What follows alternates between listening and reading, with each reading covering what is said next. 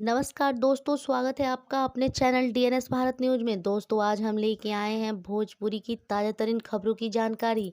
जी हाँ दोस्तों, बात करते हैं भोजपुरी की जानी मानी गायिका शिल्पी राज की। शिल्पी राज ने एक से बढ़कर एक हिट गाने गाए हैं और शिल्पी के गाने आए दिन हिट भी होते हैं। तो दोस्तों, आ गई हैं शिल्पी राज अपने नए गाने के साथ धमाल मचाने।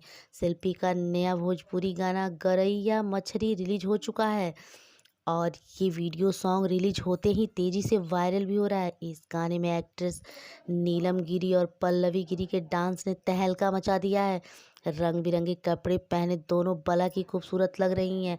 साथ में पल्लवी और नीलम का ट्रेडिशनल लुक गाने के बोल के साथ खूब जच रहा है।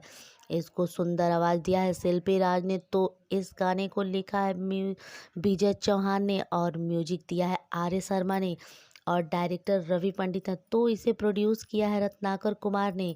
वर्ल्ड वाइड रिकॉर्ड भोजपुरी नाम के यूट्यूब चैनल पर रिलीज इस गाने को अब तक 5 लाख से ज़्यादा व्यूज मिल चुके हैं। तो दोस्तों, आप इस गाने को एक बार ज़रूर सुने और अगर हमारी खबर अच्छी लगी हो तो वीडियो को लाइक तथा शेयर जरूर